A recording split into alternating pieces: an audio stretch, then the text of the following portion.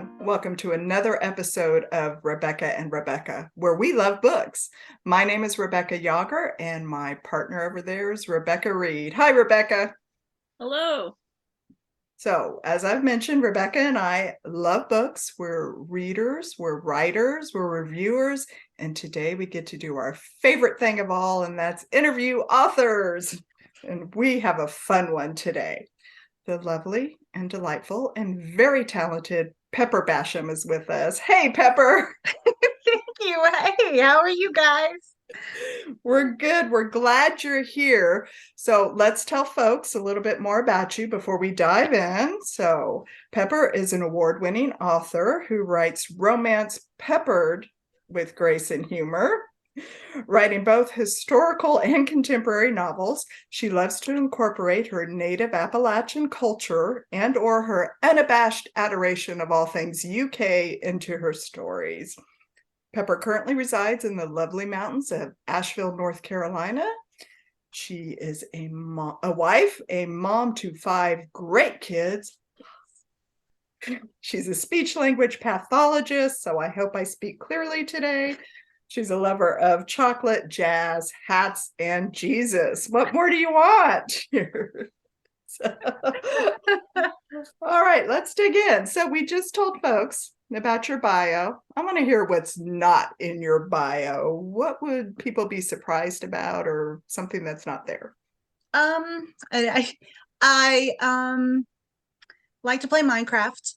I just played some today right before we got on here because it's a brain break thing for me and it's still creative. I love to create stuff. And so I'll go in there and I'll create my towns that I write about. So I do that. I also some people know this, but I'm a fourth cousin to Andy Griffith. So really truly Blue Ridge, and thank you for saying Appalachian, really truly in that culture of Andy Griffith, and he's my fourth cousin. So that was neat. My grandmother was raised as his neighbor in Mount Airy, North Carolina. So that's probably something people wouldn't know necessarily. That's kind of fun. Did she like old Andy? Was he as nice as he seemed? Do you know? Yeah, she was a little bit younger than him, and so she kind of tagged along. But it was really interesting when Granny would talk about growing up on the same street, that a lot of the characters from the Andy Griffith show were people who lived near them, and they were inspired by that. So there was a bee who lived at the end of the street, and she was a widow, and there was a drunk that they he used for Otis, and there were just a lot of very uh, real life people that were incorporated into the Andy Griffith show, and see his mom and my granny's mom were sisters, so that was they were really close. The sisters were, so I think that's pretty neat. A bit of information. Yeah, no, that's kind of fun trivia. And that kind of, it's how often do us writers draw inspiration for characters from real life? I do a lot. Like, My Appalachian books are family history stories. So, yeah.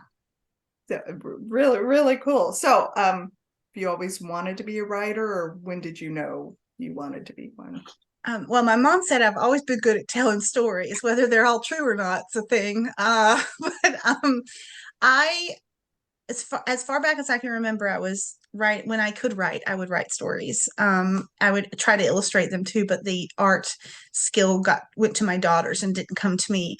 Um, I have my first book that I have a copy of my first book that I ever wrote when I was 10 years old, and I illustrated it poorly. Everybody had a huge nose, and I'm like trying to sit here go, as a kid, do you just look up and think everybody has huge noses? I don't know. But I have it at 10, and that one from 10 years old, and then I have a few others past that, but that's the first one I have a physical copy of. I think that's fun because when I was 10 also, I wrote a story out and then I cut it up and stapled it together so it looked like a Yes. book. Yes, I did the 3 staples on the sides that would fold. So just like that. Yes. So it would do that. Rebecca, you got any fun childhood writing stories? I like to write too, but I actually didn't actually, I don't know. I like to tell stories. I don't know that I wrote them down right when I was that young, but I do have a lot of stories like from middle school, like start, sixth, seventh, eighth grade, that Mhm. kind of thing. And then when I was a senior, we had a really, really good composition teacher. And she had us do some really interesting, like little essays writing. And I remember writing from the point of view, we had to take an inanimate object and write a story from the point of view of the object. And I chose a tire on a car. Great. So, yeah, that was kind of interesting. Well, does that help you with point of view now when you're trying to write point of view character? You're driving your car. I don't know if I'm as good at it now as I was then. I do give a shout out to those good teachers though. I had a middle school English teacher who was such an encourager for my writing, and she follows me on Facebook now and is Oh, so excited to follow this journey. So that's been, I mean, good teachers, man, they make a big difference. They yeah, we do. love our teachers, and you're talking to another one over there. That other Miss Rebecca Reed is a teacher in all her spare time with writing and Right, I get it. everything she does. We are going to dig more into your writing process, but since you mentioned you are a mom of 5 kids, how do you balance that, the work and the home life, with your writing life? Yeah, so I work 4 day a week as a speech language pathologist. And so Tuesdays are my writing marketing day. I don't get a whole lot of writing done usually on those days because there's so much marketing going on. But I've been really grateful to be able to work for long days so I can have Tuesdays as a more flexible day for writing. And there's a whole lot of, I don't know how you guys manage the time thing. For me, I've always had to write in the middle of chaos. There's never been a time where I've not had to put writing as a part of my day. Not oh, I'll write from this time to this time in my nice little office with a door. Nothing wrong with that. That'd be awesome. I would love that. But there wasn't an option when you're raising children and you're working, you daydream so that when you do have the writing 15 minutes, then you're writing solid stuff and you're putting words on a page that's consistent. And so early on, it was a whole lot of nooks and crannies writing. And then now I get more bigger blocks of time, usually after supper and after we've spent times of family together from about, I don't know, 8 to 10, 9 to 11. I'll consistently do writing in the evenings. Sometimes before that, like right now, the in between time when the kids don't need help with homework or anything, or driving them somewhere. Um, from about 5 to 6, 4 to 6, I can get some writing done too. So it is really just kind of piecemealing it together to finish up what you need to do. I write for my day job as a speech pathologist, so I'm constantly writing reports. And the editor for the reports will say, Pepper, this sentence is really eloquent and beautiful, but I think you pulled some of your fiction into this one. Could you mind switching it into a more report writing style? I'm like, oh, sorry. I just finished editing during my lunch break, so I had that on the brain.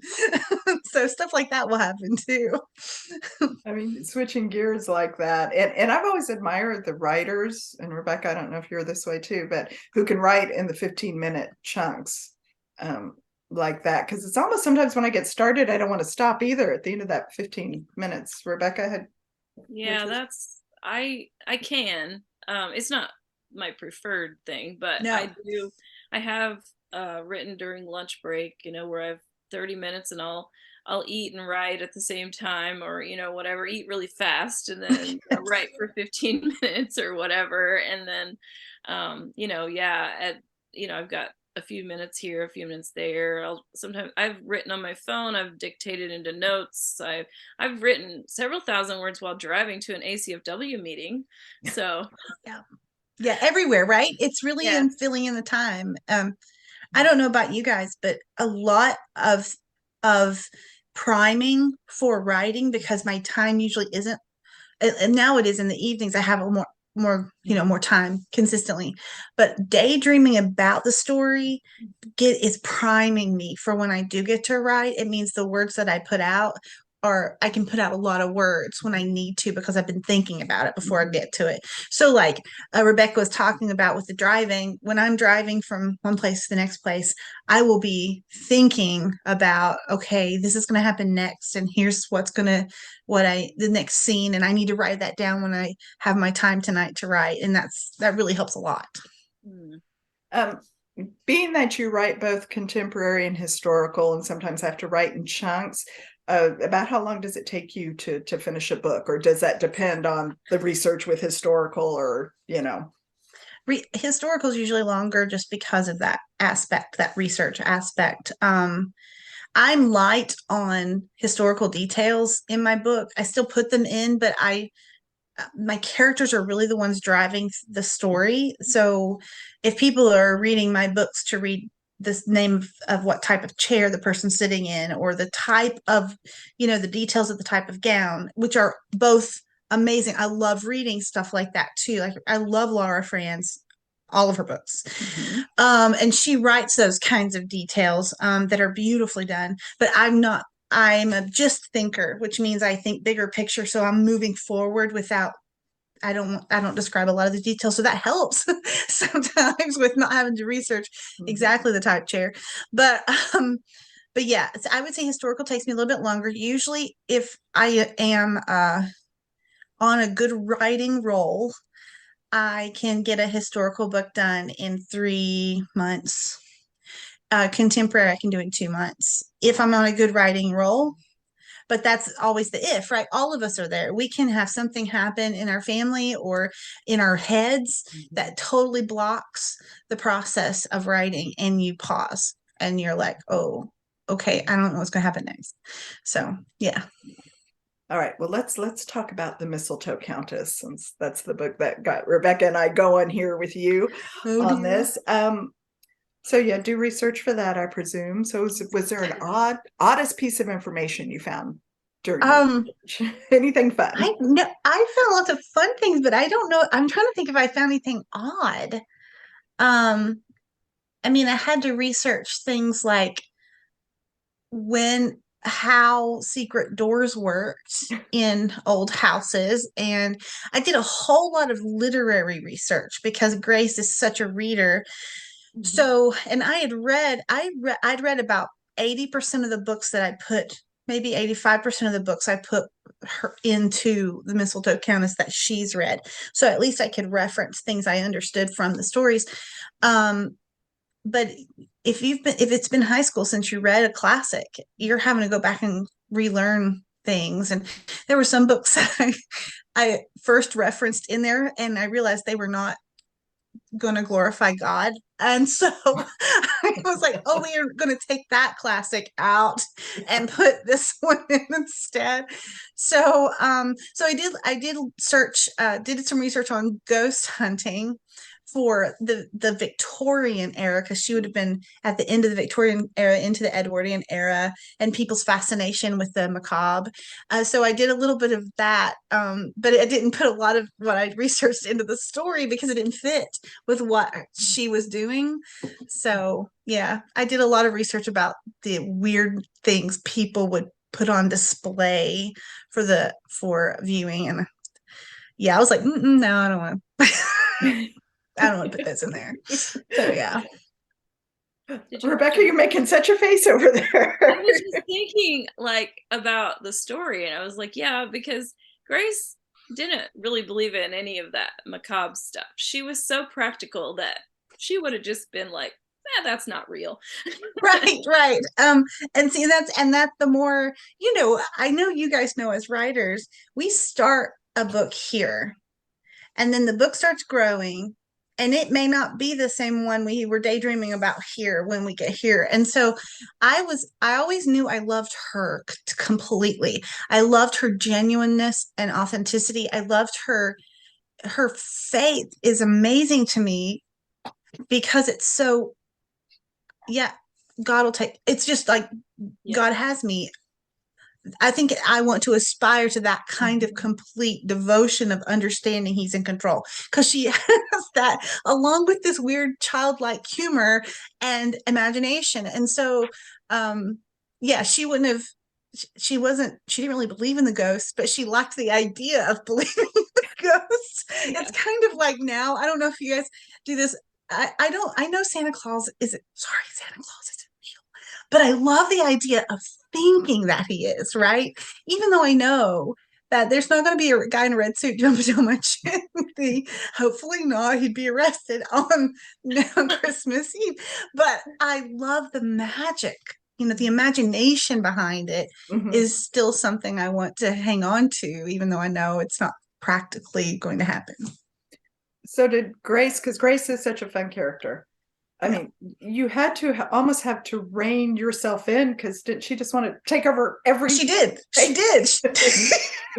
She would say something, and I would be like, "Okay."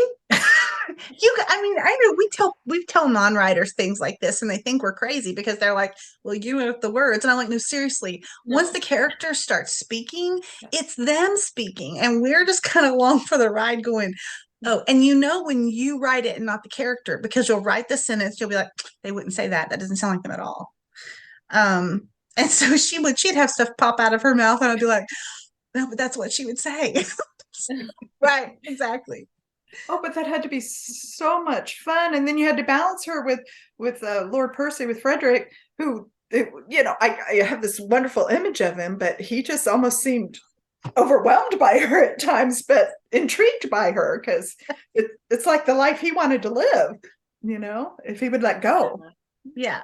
Yeah, I loved writing him as a balance for her, because and I also liked one of the sweetest things I think in his personality is that he he believes in her the way she is, and doesn't really try to change that. At first he's kind of like trying to figure out how she's going to fit, and then he realizes all the things that are important inside of her are what he wants more than countess material. And I loved watching him grow, because he's the one who really does the character growth the most.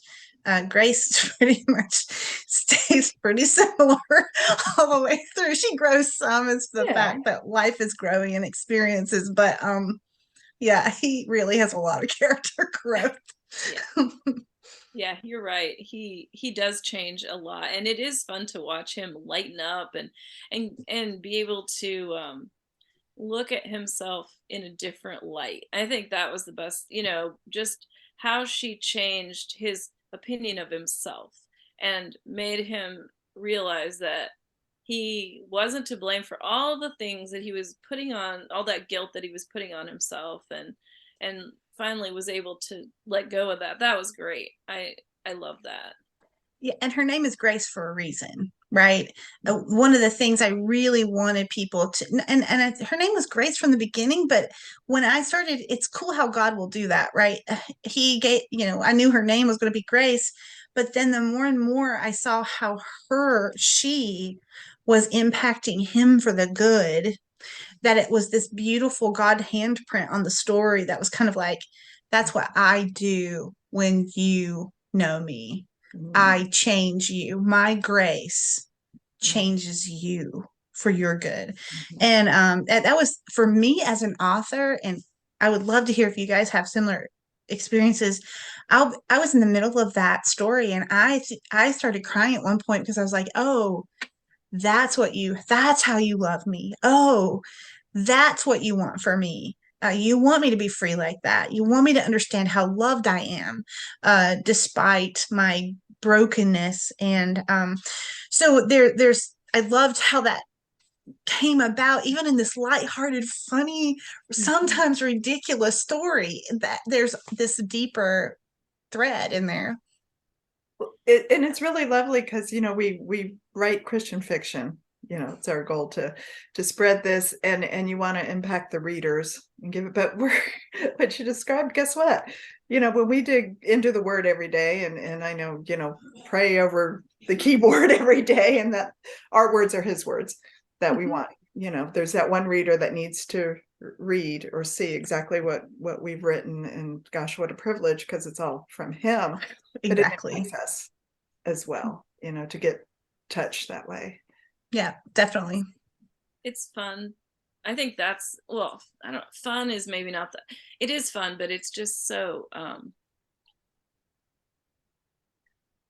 it's like when the words just flow out and you go back and read them later and you're like, I don't remember writing that. Yes. And it's like, oh wow, God was doing that through me, because I couldn't have said it like that. I couldn't have come up with that. I couldn't have, I mean, that's way better than my normal, just when I'm writing. So that's what I like, is going back and looking at something later and being like, did I really write that? Because or something in the story converges in such a way that you hadn't planned on, and then you get to that point and you're like, oh my goodness, that's an amazing example of God's whatever. You weren't planning it, but he was planning it all along. And that's just another great reminder of his work in our lives. We don't see how the pieces work together to make the picture at the end, but he knows exactly what's happening to get us fit for heaven. And it's a great reminder. Well, to walk in confidence like Grace did through this, changes she wasn't expecting.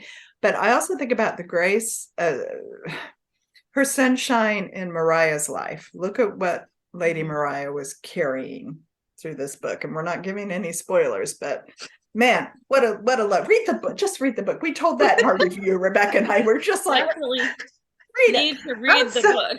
I'm so glad you liked it. I'm so glad. Read it. But just the grace, I don't want to sound cliche with Lady Mariah. I thought it was so much fun. Just the relatives, Freddie's relatives were, his mom, she had her issues, but the aunt, oh my gosh, loved her. And I especially loved how she tried to get Grace to not give in to Freddie for at least 10 minutes. I was like, oh my gosh, that's awesome. That was just so, it was so funny and so neat. It was just like, oh wow. You've got Grace's struggle because she's so forgiving. Yeah. Trying to hold on for those 10 minutes. I love that. That was one of my favorite parts. But I really think this book, of all the books that I've read this year, and I keep like a log of all the books that I read, and this is probably one of the top, it's in my top 3 of the entire year, and I'm probably up to over 100 this year. And it is definitely, like, I listen to most of them on audio, so it's like, but I love the story. One of the things I like the most about it was, and I was telling Rebecca this in our review, but I just loved how there was no contrived breakup. Because so many times you've got these people and they're getting along perfectly, and then all of a sudden they aren't. And it's like, but they were, and they were communicating, and there's no reason for them to act like that, because that wouldn't happen. And I mean, they did have a little spat, but it was resolved because they actually acted like adults and they talked to each other. Oh my goodness. So that was my favorite thing, I think, about the plot in general, was that you just didn't force them to have some unnatural breakup just because, oh, it's a romance and it should have a breakup. So I just threw in a murder, and so then you don't have to worry about the breakup. I'm gonna do that. I've heard that for years. If you get stuck writing a book, just produce a dead body and bring in a guy with a gun. Yeah. Apparently it works, because I do that, or have somebody kiss somebody. I'm all for the second one. Yeah. Bring it. Well, you got the mistletoe and the body. You got everything. Speaking of the second one, there is a second one coming in February. Yes. The Kairos Curse. The Cairo Curse. Mm-hmm. Yeah, tell us about it. Okay. No, let me just say, I was not I've never written a book with the same main characters before, so I knew I was getting ready to step into a realm that was going to be new for me. So after having written that one and starting book 3, which I just signed a contract for, which is called the Juliet Code, um, I feel so much more comfortable writing book 3. Book 2, I'm hoping will still be one that people enjoy. I had a blast writing it, but you shift, which was weird for me. You shift from being a character-driven story to being more plot-driven because I write romance. So romance is about two people getting together, not getting together, getting together, all this kind of stuff. And they're already together. They're married. They've had the thing, all this stuff. And now what do I do? Right. So it has to be more of a plot driven story, which was a switch for my brain. It was so much fun. It's set in Egypt. They're on their honeymoon and they go to visit uh, Frederick's cousins who are on an archaeological expedition. And there are all kinds of misfortunes that happen. There are quite a few dead bodies. Some of them are mummies. and, um, and there is a rogue camel. I will say that. But it's still the same grace, and it's even more. You see more of where they've come in the last couple of months since they've been married, and how much deeper Frederick's care for her has become because the more he's with her, the more he's freer to be who God created him to be. I'm really looking forward to book 3, which I just started writing, because they're together even longer. And there are some tragedies that happen in book 2 that are going to be impacting people in book 3. So also sneak peek. I have Detective Jack Miracle popping in book 3, and I'm very excited about it. So those you get to meet Detective Jack in the Mistletoe Countess, but he's not in the Cairo Curse. So I'm excited to get to bring him back because he joins them in Venice. So how like fun! him. How fun! And that's the Juliet Code. Is that Juliet Code, December 2023. So two and 23 plus. Wait, you've got Authentically Izzy. It comes out next week. And then Positive, well, by the time this airs, it's going to be out. So yes, pick up Authentically Izzy and then Positively Penelope. Also, how do you wait? 5 kids and a job and a husband and really? Yeah, it's crazy. It's crazy. My brain is story driven. I don't guess God just made it that way. Well, we're glad. Yeah. So I have the Cairo Curse in February, Positively Penelope in August, and then the Juliet Code, hopefully, if everything goes well and I can write it in December 2023. So yeah. So, but get ready for the Cairo Curse. That's the one that's next. So that's the one you guys, besides Authentically Izzy, that's the one that's next that goes along with Mistletoe Countess. We are excited. So tell everyone how they can reach you, your website, social media, how you like to connect. And if you do like to connect. I love connecting with readers and other authors and people. I love it. So I have a website, pepperdbasham.com. D is for Dawn, pepperdbasham.com, pepperdbasham.com. So you can find out all of my book information there and find out more about me and see some really cute pictures of my kiddos. Also, I am really engaged on Instagram and Facebook. They're my 2 top social media outlets. I'm trying TikTok, but me and TikTok don't really get along as well as me and Instagram do. So I'm going to be much more engaged on Instagram or Facebook. So please do, if you like my books, or even if you haven't even read any and you just want to ask questions, I love to talk about books and Jesus and family and all that kind of stuff. So, no, that's great. Rebecca, anything else for Pepper before we let her back to her life with 5 kids and just writing to I'm going to go make supper. More books. Yeah, no, I did. I love this story. I'm so excited that we were able to read it and review it and talk to you. It was really fun. So yeah, thank you very much. We appreciate thank you both. Thank you so much. Glad to have you again. You can find Pepper at pepperd, as in Dawn, Basham.com and get that list of books because we've got lots of reading to do next year. Thank you. Thanks, Pepper. Have a great day. Thanks, Rebecca. Yep. Bye, everybody.